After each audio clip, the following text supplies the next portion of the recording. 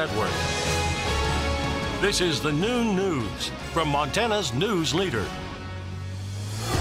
Good afternoon. Thanks so much for joining us today. I'm Aja Goare.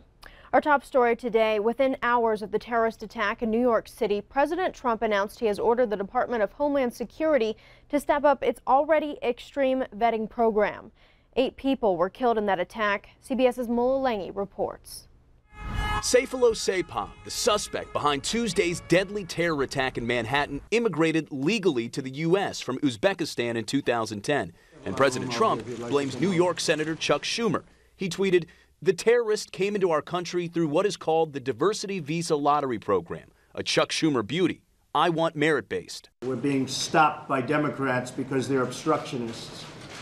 And honestly, they don't want to do what's right for our country. We need strength.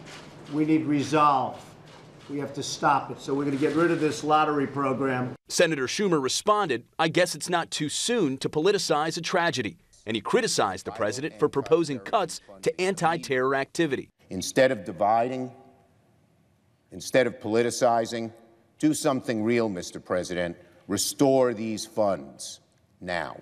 Congress created the Diversity Visa Lottery Program as part of the Immigration Act of 1990. It admits up to 50,000 immigrants each year from countries with low immigration rates. It's been something we've evaluated for a long time to say we should really have a system that you're coming to the United States with a certain skill that the United States needs rather than just you're one of 50,000 individuals worldwide that won the lottery. Schumer did play a critical role in drafting the Visa Lottery Program when it was created, but Republican Senator Jeff Flake says he tried to end it. Actually, in the Senate Gang of 8 bill, we proposed eliminating the Diversity Visa Program in favor of merit-based reforms. The Gang of 8 was a bipartisan group of senators who created an immigration reform package which passed the Senate but died in the Republican-controlled House. Mola, CBS News, Capitol Hill. The House Judiciary Committee will hold a hearing on immigration review this afternoon, where the Diversity Visa Lottery Program is sure to be a focus. FEMA says not $1 of the agency's money has been used to pay Whitefish Energy, but Puerto Rico is asking FEMA to pay $10 million for the power restoration work.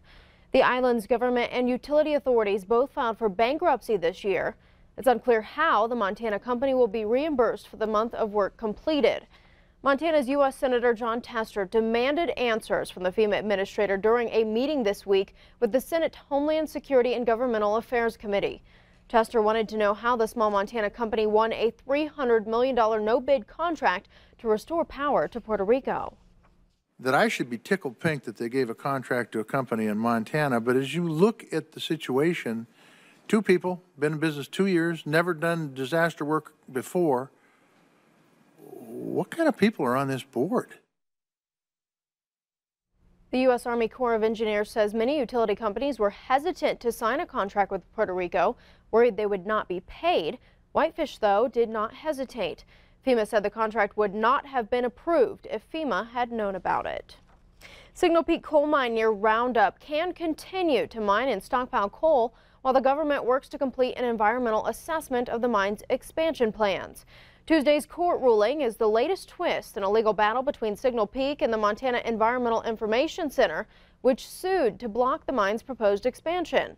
Federal Judge Donald Malloy ruled the mine is allowed to stockpile up to 170,000 tons of coal, but he also directed that the coal on federal land not be shipped or sold. That judge ordered in August an immediate halt to Signal Peak's expansion of 176 million tons in the Bull Mountains. He said the government's review failed to consider the environmental effects of shipping the coal to Asian markets. Signal Peak employs 260 workers at its Bull Mountain mine, the state's largest underground coal mine.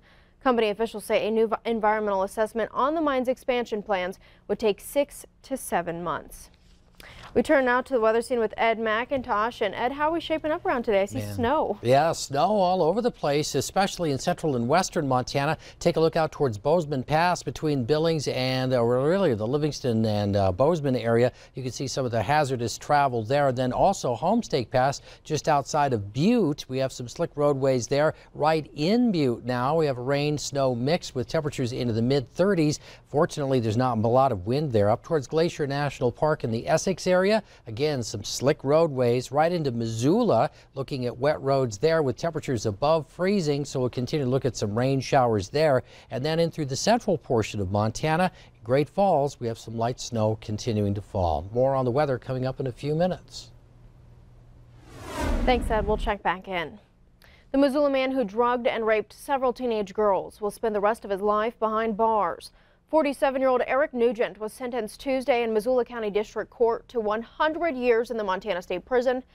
Nugent was convicted of 14 felonies related to drugging and raping 9 victims between the ages of 12 and 17. The crimes occurred from January of 2015 to September of 2016. The judge also ruled that Nugent will not be eligible for parole. Time is running out for Governor Bullock and state lawmakers to reach an agreement on how to address Montana's budget shortfall. The governor announced 2 months ago a $227 million budget deficit. The Bullock administration outlined more than $200 million in spending cuts that he can make himself to make up that difference. But instead, the governor is asking the Republican-controlled legislature to meet in special session to approve tax increases and budget transfers. Tax increases on the table include liquor taxes, rental cars, and lodging. The governor must officially call for a special session before November 27th, when a major payment for the state's public schools is due. The owner of Montana's only private prison is offering $30 million to help solve the state's budget crisis, but Governor Bullock indicates he's not interested. The money is in a fund meant to help the state buy the private prison in Shelby if it should choose to. But the prison owner, which controls the fund, is offering up the money to help the state's budget deficit. And here's the catch. Prison owner Core Civic wants its contract to run the prison extended for another 10 years.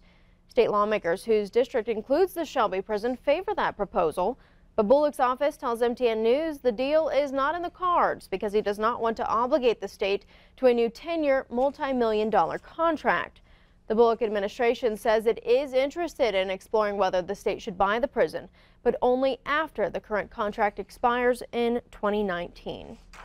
Still ahead on the Noon News, anticipation for the 2018 Winter Olympics builds with the arrival of the torch.